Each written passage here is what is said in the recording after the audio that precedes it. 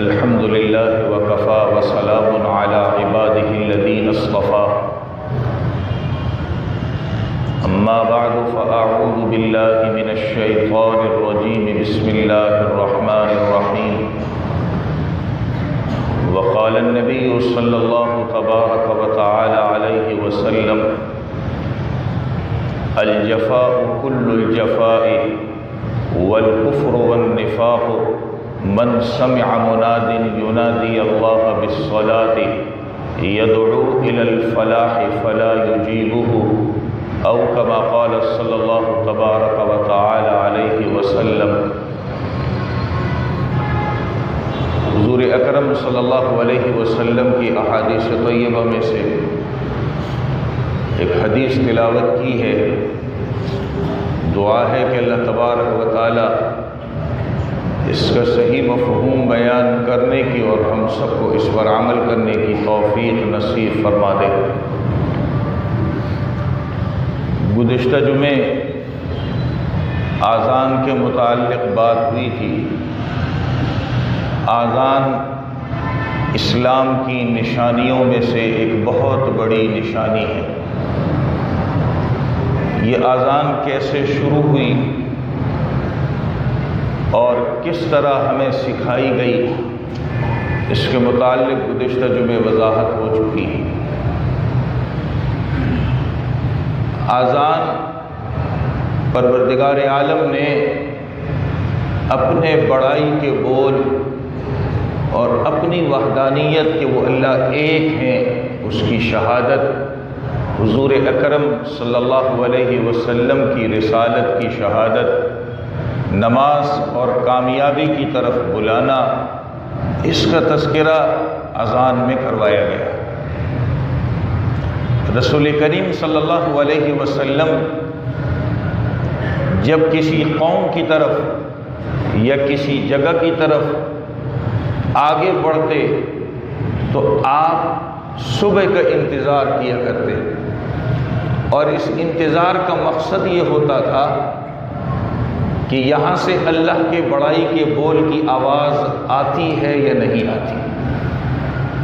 اس قوم کے اوپر اس جگہ پر آپ حملہ نہیں کرتے تھے۔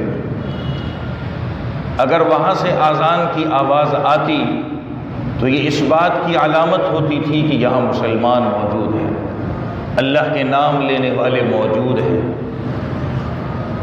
آپ اس بستی پر پھر حملہ نہیں کرتے تھے، اور آپ صحابہ کرام رضوان اللہ تعالی علیہم اجمعین کے لشکروں کو جب بھیجتے تو انہیں بھی اس بات کا حکم دیتے تھے کہ صبح کا انتظار کرنا۔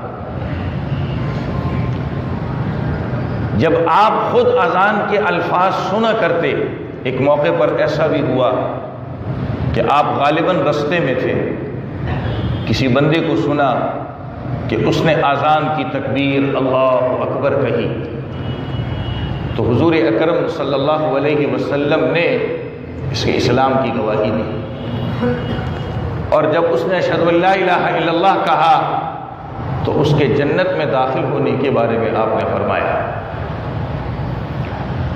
آذان یہ پروردگار عالم نے پورے اسلام کا خلاصہ اس میں رکھ دیا ہے، اس لیے اس کو اسلام کی نشانیوں میں سے ایک بڑی نشانی کہا جاتا ہے۔ کتابوں میں ایک مسئلہ لکھا ہے، ایک کافر آدمی جو اللہ کو ماننے والا نہیں، اگر وہ کلمہ نہیں پڑھتا لیکن سچے دل سے اس نے آذان کہہ دی تو اس کو مسلمان شمار کیا جاتا ہے۔ تو اب سوچئے جو مسلمان ہے، کلمہ گو ہے، اس پر اذان کے بارے میں کیا حکم ہوگا؟ یہ ہماری سستی اور کاہلی ہے کہ ہم لوگ اس کے کہنے میں بھی سستے پیچھے ہٹتے ہیں اور اس کے جواب دینے کے اندر بھی پیچھے ہٹتے ہیں۔ آج ایک مسئلہ درپیش ہے، وہ یہ ہے کہ ایک وقت کے اندر کئی اذانوں کی آواز ایک ساتھ آتی ہے، آدمی کیا کرے؟ فقہا نے اس کو آسانی کے لیے لکھا ہے کہ جس مسجد میں نماز کے لیے جاتا ہے اس کی اذان کا جواب دے دے، باقی چھوڑ دے۔ اور ایک آسانی کے لیے اور مسئلہ بھی لکھا ہے کہ کسی بھی ایک اذان کا جواب دے دے تو اس کے لیے کافی ہے۔ اسلام نے اذان کہاں کہاں رکھی ہے؟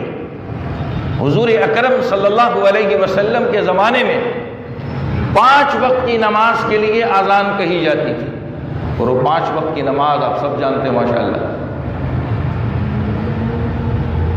اس میں جمعہ بھی شامل ہے کہ وہ ظہر میں پڑھا جاتا ہے۔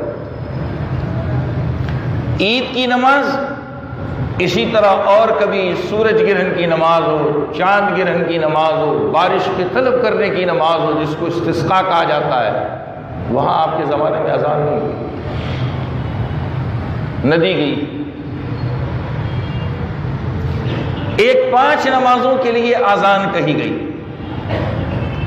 اور ایک روایت میں آتا ہے بی بی فاطمہ الزہرا رضی اللہ تعالی عنہا جو آپ کی چہیتی بیٹی ہیں، جب ان کی یہاں حضرت حسن بن علی رضی اللہ تعالی عنہ کی ولادت ہوئی تو اللہ کے نبی نے ان کے کان کے اندر اذان کی۔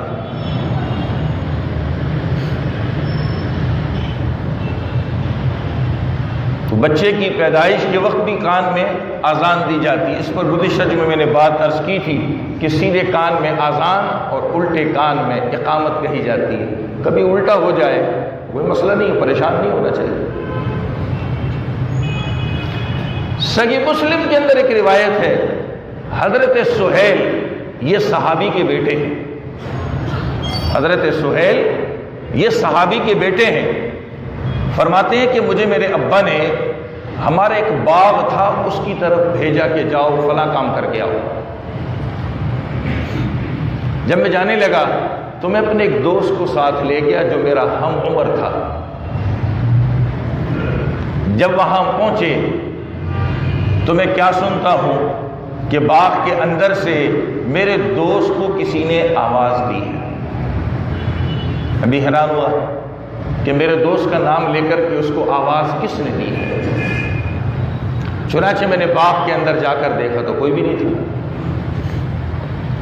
مجھے بڑی حیرانگی ہوئی کہ یہ ہوا کیا ہے۔ قصہ مختصر، کہا میں اپنے والد کے پاس آیا اور آنے کے بعد میں نے انہیں یہ ماجرا سنایا کہ اس طرح ہوا ہے۔ تو حضرت سہیل فرماتے ہیں میرے ابا نے مجھ سے کہا کہ یہ شیطان اور جن ہوا کرتے ہیں، اس طرح پھر کبھی آواز سنو تو نماز والی آذان کہہ دیا کرو۔ یہ ایک اور مقام ہے آذان کہنے کا۔ ہمارے یہاں لوگ پریشان ہوتے ہیں، کوئی مولوی صاحب کے پیچھے بھاگتا ہے، کوئی پیر صاحب کے پیچھے بھاگتا ہے، تعویذ دے دو، یہ ہو گیا، کتنا آسان طریقہ بتا دیا۔ ہم ڈرتے ہیں، مکان کافی عرصے سے بند ہے، کسی نے بسیرا کیا ہوگا، یہ درخت ہے سالوں سے کٹا نہیں ہے، پتہ نہیں اس پہ کیا ہوگا، یہ ہوگا وہ ہوگا۔ اب کبھی ایک کے پیچھے بھاگ رہے، کبھی دوسرے کے پیچھے بھاگ رہے، اذان دے دو۔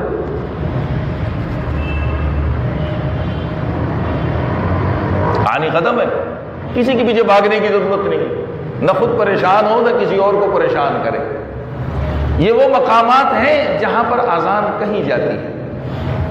حضرت فاروق اعظم رضی اللہ تعالیٰ عنہ کے زمانے میں جب نماز جمعہ کے لیے لوگ آتے تھے تو آپ کے زمانے میں اس جمعہ کی نماز کے لیے 1 2 نہیں کئی اذانیں دی جاتی تھی۔ تو اگر ایک نماز کے لیے کسی جگہ کئی اذانیں دے دی کوئی مسئلہ نہیں، پریشان ہونے کی ضرورت نہیں، کئی اذانیں دی جاتی تھی حضرت فاروق اعظم رضی اللہ تعالیٰ عنہ کے زمانے میں۔ گزشتہ جمعہ ایک بات میں نے عرض کی تھی کہ یہ اذان نماز کے وقت کی آمد کی اطلاع ہوتی ہے۔ جو اپنے گھروں میں ہے، کاموں میں مشغول ہے، وہ اسے سنے اور نماز کے لیے آ جائے۔ دور سے بلانے والوں کے لیے اذان رکھی گئی، اس لیے اس اذان کے اندر مانگا یہ گیا کہ اونچی جگہ پر کھڑے ہو کر کے اذان دو، اور حضرت بلال رضی اللہ تعالی عنہ سے نبی نے فرمایا تھا کہ اپنے کان کے اندر انگلی ڈال کر کے اذان دو، آواز دور تک جائے گی۔ ابو داؤد شریف کے اندر ایک روایت ہے، مدینہ منورہ میں ایک خاتون تھی وہ خود کہتی ہیں کہ میرا مکان سب سے اونچا تھا، اللہ کے نبی کے مؤذن جو تھے وہ میرے گھر پہ تشریف لاتے تھے اور وہاں سے اذان دیا کرتے تھے۔ پھر منارہ بنانا، یہ ہمارے یہاں مینار ہوتا ہے، اذان کے لیے منارہ ہوتا ہے، ایسے ہی مینار بنایا جاتا ہے، اس میں دائیں بائیں سوراخ رکھے جاتے ہیں تاکہ مؤذن اپنی گردن اس سے باہر نکال کر حی علی الصلاۃ کی آواز پہنچا سکے۔ بائیں طرف بھی اسی طرح سوراخ رکھا جاتا ہے کہ مؤذن جو ہے اپنی گردن وہاں سے نکال کر حی علی الفلاح کی آواز لوگوں تک پہنچا سکے۔ تو اونچی جگہ پر آواز اذان دینا اور اذان کے وقت کان کے اندر انگلی دینا یہ سنت عمل ہے۔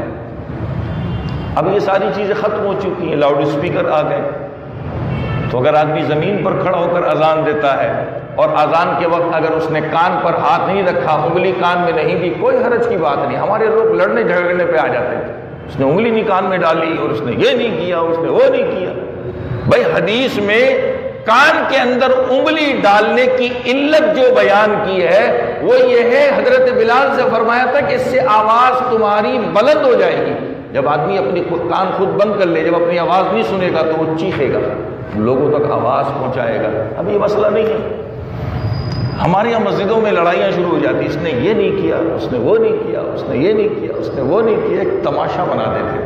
اس لیے میں نے تھوڑی وضاحت کر دی۔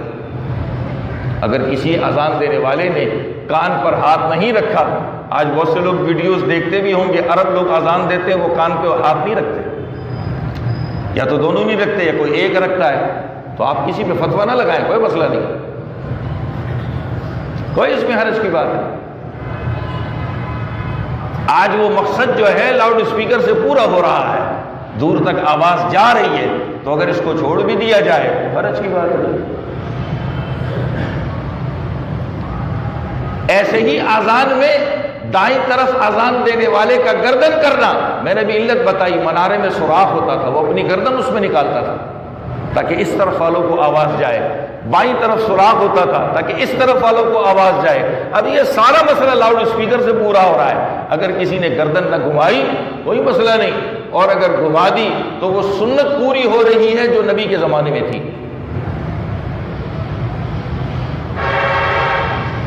اس لیے اس میں پریشان ہونے کی ضرورت نہیں۔ ہمارے ایک مسئلہ اور بھی ہوتا ہے، وہ مسئلہ یہ ہوتا ہے کبھی اتفاق ایسا ہو جاتا ہے کہ نماز کا وقت ہو رہا ہے اور اذان دینی ہے، بغیر وضو کی اذان کہہ دی جاتی ہے، اس پہ بھی لوگ لڑنے بھڑنے آ جاتے ہیں۔ ایسا بھی کچھ نہیں، بغیر وضو کی اذان دینا بھی جائز ہے، بغیر وضو کے اذان دینا جائز ہے، کوئی حرج کی بات نہیں۔ کوئی دیکھ لیتا ہے اتفاق سے مسجد میں پہلے سے بیٹھا ہے، دیکھا جی مؤذن صاحب آئے، وضو نہیں کیا، ایسے ہی چلے گئے، اب شور شرابہ شروع۔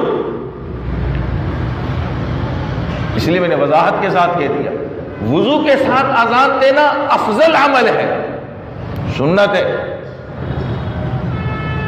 لیکن اگر یہ وضو رہ گیا، کبھی بغیر وضو کے اذان دے دی، اس میں کوئی حرج کی بات نہیں ہے، جائز ہے، لیکن اس کو عادت نہیں بنانا چاہیے۔ وقت سے پہلے اذان دینا یہ ٹھیک نہیں ہے۔ نبی علیہ الصلوۃ والسلام کے مشہور مؤذن حضرت بلال رضی اللہ تعالی عنہ فجر کی اذان دیا کرتے تھے۔ ایک دن وقت سے پہلے اذان کہہ دی، حضور اکرم صلی اللہ علیہ وسلم نے بلایا اور فرمایا جاؤ، جہاں سے اذان دیتے ہو وہیں جا کر لوگوں میں اعلان کرو کہ مجھ سے غلطی ہو گئی ہے، اور حدیث میں آتا ہے کہو ان العبد قد نام، بندہ سو رہا تھا، غلطی ہو گئی، کیونکہ یہ آواز گھروں کے اندر خواتین بھی سنتی، معذور بیمار لوگ بھی سنتے ہیں، وہ بھی تو نماز پڑھیں گے۔ تو اللہ کے نبی نے وقت سے پہلے کہیں بھی اذان کے بارے میں اعلان کروایا کہ جاؤ، جا کر کے اعلان کرو کہ بندے سے غلطی ہو گئی، بندہ سو رہا تھا۔ پھر آپ نے ترتیب بدل دی، فجر کی اذان کے لیے حضرت عبداللہ ابن ام مکتوم رضی اللہ تعالیٰ عنہ کو مؤذن مقرر کیا۔ وہ آنکھوں سے بیچارے معذور تھے، ان کو دکھائی نہیں دیتا تھا، نبی کی شان دیکھی، ان کو دکھائی نہیں دیتا تھا، اس کو اذان کے لیے مقرر کیا۔ بخاری شریف کی روایت میں آتا ہے وہ بیٹھے رہتے تھے، انتظار کرتے تھے کہ کب مجھ سے لوگ آ کر کے کہیں گے اصبحتا اصبحتا، صبح کا وقت ہو گیا ہے، اذان کہو، تو پھر یہ اذان کے لیے بلند جگہ پر چڑھا کرتے اور اذان دیا کرتے تھے۔ اس میں تو غلطی نہیں ہو سکتی کہ بہت سارے لوگ آ کر کے کہیں گے، کیا نبی کی شان، طریقہ کیسا تھا اللہ کے نبی کا۔ تو عبداللہ ابن ام مکتوم رضی اللہ تعالی عنہ جو تھے، ان کو پھر فجر کی اذان کے لیے آپ نے مقرر کیا۔ رمضان المبارک میں مدینہ منورہ میں سحری کے وقت ایک اذان حضرت بلال دیتے تھے، اور جب سحری بند ہونے کا وقت ہوتا اور نماز فجر کا وقت ہونے لگتا، جس کو ہم صبح صادق کہتے ہیں، تو حضرت عبداللہ ابن ام مکتوم رضی اللہ تعالی اذان کہا کرتے تھے۔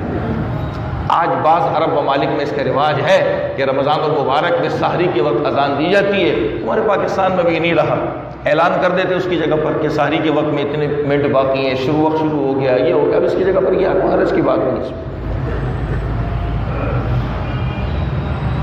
حضرت فاروق اعظم رضی اللہ تعالیٰ عنہ کے مؤذن تھے جن کا نام مسروح لکھا ہے، انہوں نے بھی ایک مرتبہ ایسی فجر میں غلط اذان دے دی۔ حضرت فاروق اعظم رضی اللہ عنہ نے فرمایا جاؤ اعلان کرو۔ تو اگر کسی جگہ غلط اذان ہو جائے تو اس کا اعلان کر دینا چاہیے کہ بندے سے غلطی ہو گئی ہے، وقت سے پہلے اذان کہہ دیے تاکہ گھروں میں خواتین پریشان نہ ہوں، جو بوڑھے ہیں، بیمار ہیں، جو مسجد کو عذر کی وجہ سے نہیں آ سکتے، وہ وقت سے پہلے کہی ہوئی اذان سن کر نماز شروع نہ کر دیں۔ پھر وقت پہ صحیح طور پر اذان ہونی چاہیے۔ ایک مسئلہ یاد رکھیے، شہر کی زندگی جو ہے، شہر میں جو رہتے ہیں، اگر پورے شہر میں ایک اذان کہہ دی جائے بس سب کے لیے کافی ہے۔ شہر میں رہتے ہوئے شہری زندگی کے اندر پورے شہر میں ایک اذان کہہ دی جائے سب کے لیے کافی ہے۔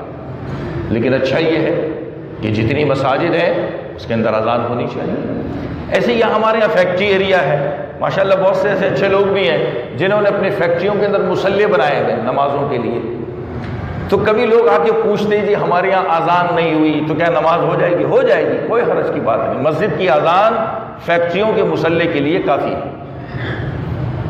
ہم مصلی سمجھتے ہیں جائے نماز کو، مصلی کہا جاتا ہے یہ جو چھوٹی جگہ ہوتی ہے، ایک ہوتی ہے مسجد جس میں 5 وقت کی نمازیں باقاعدہ ہوتی ہیں، اس کو مسجد کہتے ہیں، جس میں 1 2 3 4 نمازیں ہوں اس کو مصلی کہا جاتا ہے۔ ہمارے یہاں مصلی جائے نماز کو کہتے ہیں۔ تو اگر کسی مصلی میں، کسی فیکٹری میں ایسی جگہ بنی ہوئی ہے اور وہاں اذان نہیں کہی اور نماز پڑھ دی، کوئی حرج کی بات نہیں، پریشان نہ ہو، مسجد کی اذان ان کے لیے کافی ہے۔ اور اگر کہہ دی جائے بہت اچھی بات ہے، بہت اچھی بات ہے۔ اسی طرح جو دیہات میں رہتے ہیں، پہاڑوں میں رہتے ہیں، وہاں اگر مسجدیں ہیں تو اذان کہی جائے، نہیں ہے جو بیچارے جیسے بکریاں چرانے والے ہوتے ہیں، دور دراز گھاس پھوس کاٹنے کے لیے جانے والے ہوتے ہیں، وہ نماز پڑھ لیں، اور اگر وہ اکیلا آدمی اذان دینا چاہے دے سکتا ہے۔ ایک روایت میں آتا ہے رسول کریم صلی اللہ علیہ وسلم نے ایک بکریوں کے ریوڑ کے چرواہے کو دیکھا جو پہاڑ کی چوٹی پر اکیلا اپنی بکریوں کے ساتھ، پہاڑ کی چوٹی کے اوپر اکیلا اپنی بکریوں کے ریوڑ کے ساتھ، جب اذان نماز کا وقت ہوا وہ کھڑا ہوا اور اس نے اذان کہی، تو اللہ کے نبی نے فرمایا،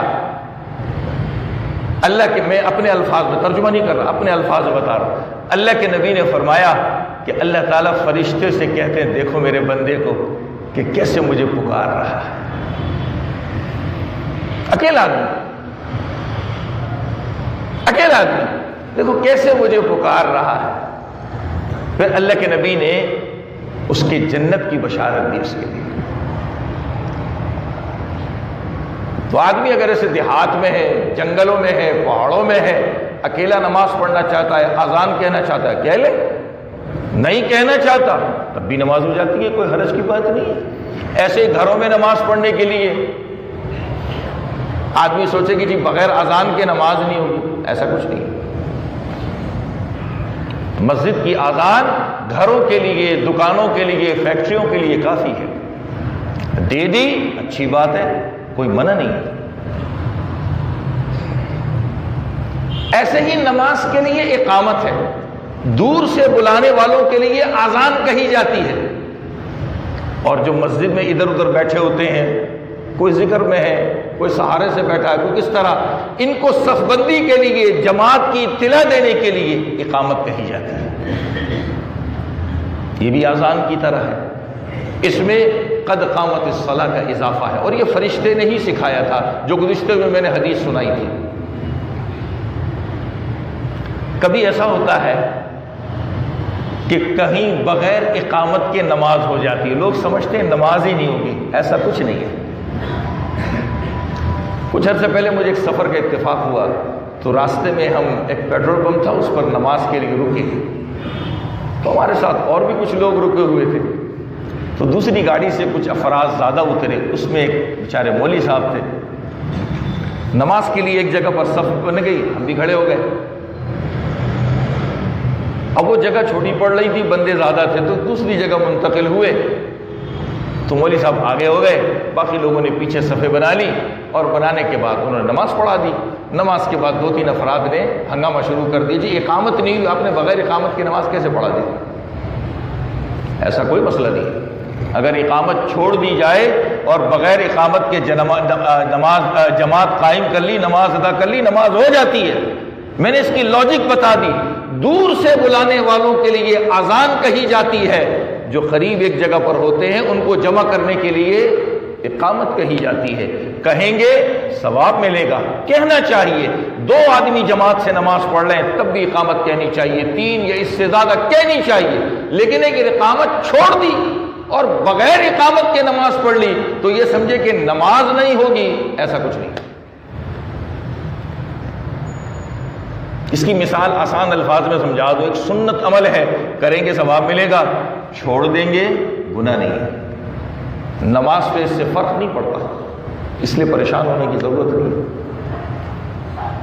اس سے پریشان ہونا بھی نہیں چاہیے کہ جی اقامت نہیں، لڑنے بھڑنے پہ آ جاتے ہیں، عجیب عجیب باتیں سننے کو ملتی ہیں۔ وہ مسئلہ یہ ہے کہ ہم نے کبھی سنا نہیں ہوتا ہے۔ میں اس لیے پھر دوبارہ وضاحت سے کہہ رہا ہوں، اچھی بات یہ ہے کہ آدمی جماعت سے، اکیلا نہیں، جماعت سے نماز پڑھے، چاہے وہ 2 افراد کی جماعت ہو یا اس سے زائد افراد کی جماعت ہو، اقامت کہہ لیں گے ثواب ملے گا، بہت اچھی بات ہے۔ لیکن اگر اقامت چھوڑ دی یا چھوٹ گئی، نماز پر اس سے فرق نہیں پڑتا، نماز ہو جاتی ہے۔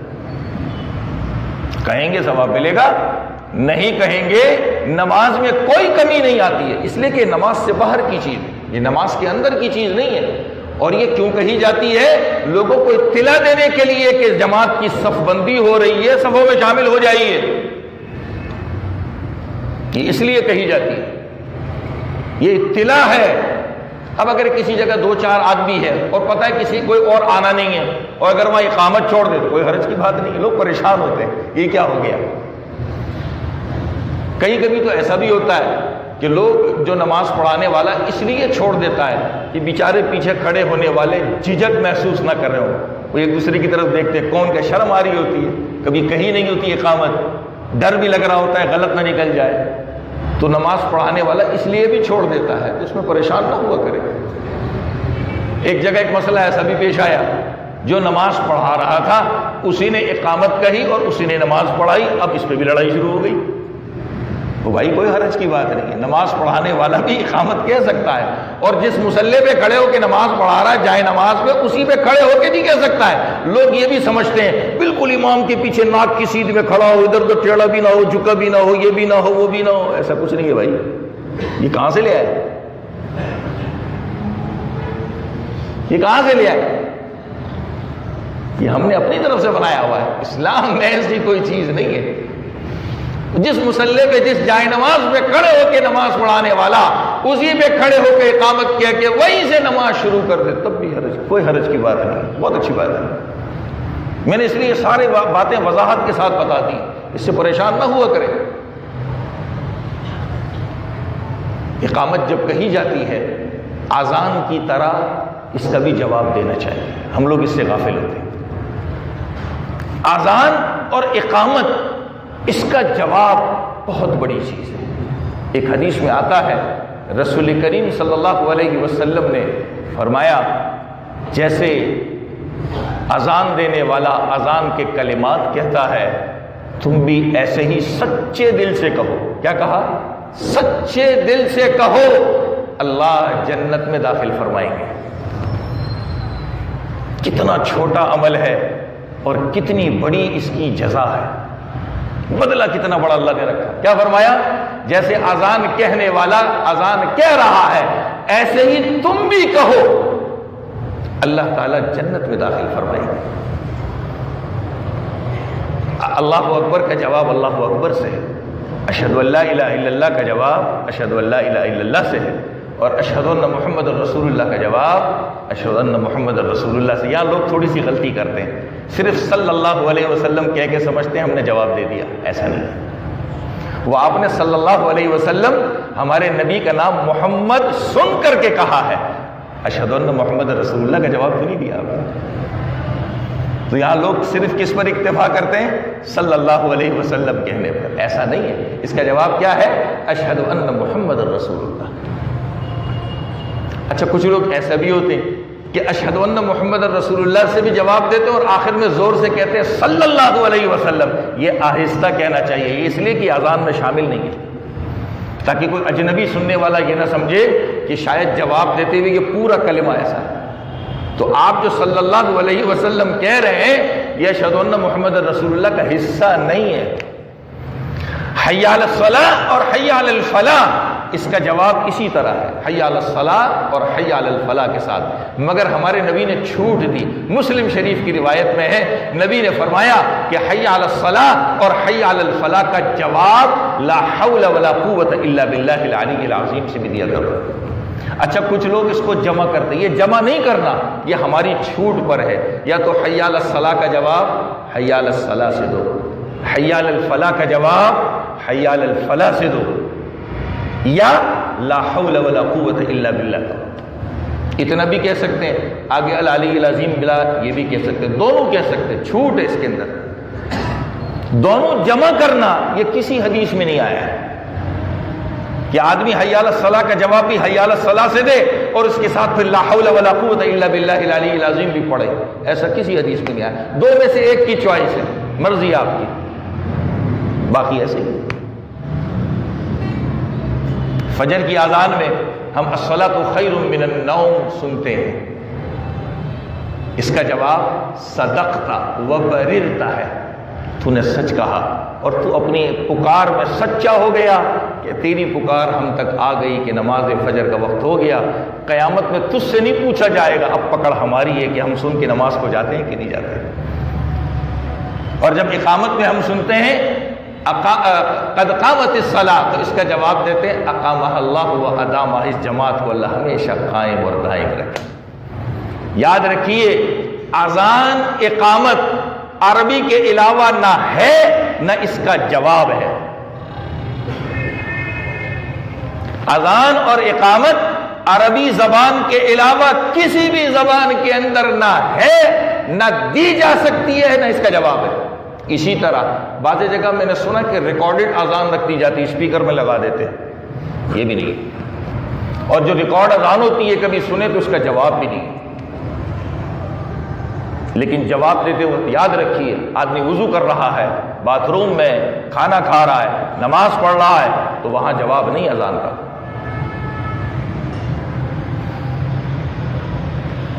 ایسے تقریباً بہت سارے مقامات لکھے، میں نے چند گنے چنے بتا دیے. وضو کرنا، واش روم میں ہونا، نماز پڑھنا، تلاوت کرنا، نماز پڑھنا، ایسے آدمی پر اذان کا جواب نہیں ہے. ہاں اچھا یہ ہے کہ یہ آدمی ان کاموں کو چھوڑ کر پھر اذان کا جواب دے تو بہت اچھی بات ہے. ایسے گھروں میں ایسی خواتین ہوتی ہیں جن پر نماز نہیں ہوتی، ان کے مہینے کی بیماری کی وجہ سے نماز ان سے معاف ہے. اچھا تو یہ ہے کہ جواب دے دے، مگر ان پر بھی لازم نہیں ہے.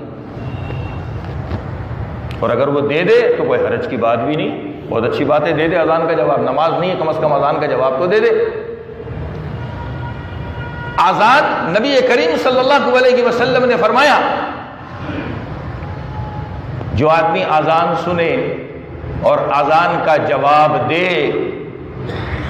اس سے پہلے ایک اور حدیث سنی، پہلے وہ سناؤ پھر یہ سناتا ہوں.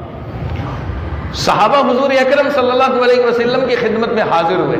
فرمایا یا رسول اللہ، یہ جو اذان دینے والے ہیں یہ ثواب میں ہم سے آگے چلے گئے. ہم تو اذان نہیں دیتے تو ہمارا ثواب کم ہو گیا. حضور اکرم صلی اللہ علیہ وسلم نے فرمایا جیسے یہ مؤذن اذان کہنے والا اذان کہتا ہے تم بھی اس طرح کہو، اللہ تعالیٰ تمہیں بھی اجر دیں گے. کتنی مہربانی فرمائی ہم پر. پھر نبی نے فرمایا کہ جو اذان کا جواب دیتا ہے اور اذان کے جواب دینے کے بعد مجھ پر درود پڑھے، اللہ درود پڑھنے سے اس کو 10 رحمتیں عطا فرماتے ہیں، اور اس کے بعد میرے لیے وسیلے کا مقام مانگے. وہ اذان کی دعا میں ہے، اللہم رب هذه الدعوة التامة والصلاة القائمة آت محمدا الوسيلة والفضيلة وبعثه مقاما محمودا الذي وعدته انك لا تخلف الميعاد. یہ مقام کیا ہے؟ پارہ 15 اللہ نے فرمایا عسى ان يبعثك ربك مقاما محمودا. اللہ تعالیٰ اپنے ایک بندے کو اس مقام محمود تک پہنچائیں گے. نبی نے اس کی وضاحت فرماتے ہوئے فرمایا یہ بندہ میں ہی ہوں. اللہ کا حضور اکرم صلی اللہ علیہ وسلم کو مقام محمود تک پہنچانا قرآن میں اس کا وعدہ ہے. یہ برحق ہے کہ اللہ تعالیٰ حضور اکرم صلی اللہ علیہ وسلم کو اس مقام پر پہنچائیں گے. یہ مقام محمود کیا ہے؟ کہ یہاں پر آپ کی بہت تعریف کی جائے گی. اس کو مقام محمود کہتے ہیں. اور ہر قوم آپ کی تعریف کرے گی، ہر نبی کی امتی آپ کی تعریف کرے گی.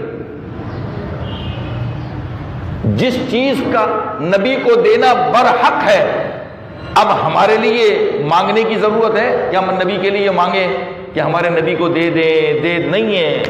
قربان جائیے حضور اکرم صلی اللہ علیہ وسلم پر کہ آپ کے لیے اللہ نے اس چیز کو برحق کر دیا کہ مقام محمود آپ کو ملے گا ہی ملے گا. لیکن آپ نے اپنی امت سے کہا کہ اذان کے بعد میرے لیے اس مقام کو مانگو. آپ نے اپنی زندگی میں اپنی امت سے کچھ نہیں کہا. اپنی امت سے یہ نہیں کہا کہ میری مغفرت کی دعا کرو. اپنی امت سے یہ نہیں کہا میرے جنت میں داخل ہونے کی دعا کرو. اپنی امت سے اور کچھ نہیں کہا. پوری زندگی میں آپ نے اپنی امت سے ایک ہی بات کہی کہ میرے لیے مقام محمود کا سوال کرو. حالانکہ وہ برحق ہے، وہ آپ کو ملنا ہے، لیکن نبی نے اپنی امت پر کتنی مہربانی فرمائی کہ میری امت اس میں شامل ہو جائے، میرے لیے مانگتی چلی جائے. نبی نے فرمایا جو مجھ پر درود پڑھے اس کو 10 رحمتیں ملتی ہیں، اور یہ دعا پڑھے جس میں مقام محمود ملنے کا تذکرہ ہے. نبی نے فرمایا میری شفاعت قیامت کے دن اس امتی کے لیے لازم ہو جائے گی. ذہن میں ایک بات آتی ہے، عرض کر دوں، اللہ کرے کہ ہم سب کے حق میں قبول بھی ہو جائے، ہم عمل کرنے والے بھی ہو جائیں. دیکھیے اس دعا کے لیے نبی نے اپنی امت سے کہا کہ یہ میرے لیے مانگو. اس کی قبولیت میں شک ہو سکتا ہے؟ سوچئے تھوڑی دیر کے لیے. شک ہو سکتا ہے؟ نہیں ہو سکتا. لہذا پہلے درود پڑھیے، پھر یہ اذان کے بعد کی دعا کہیے، اپنی ضرورت کی دعا بھی اس کے ساتھ ملا دیجیے، انشاءاللہ وہ بھی قبول ہو جائے گی.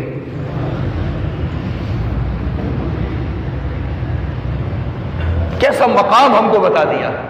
رسول کریم صلی اللہ علیہ وسلم نے فرمایا کہ اذان اور اقامت کے درمیان کہیں جانے والی دعا اللہ تعالیٰ واپس نہیں کرتے.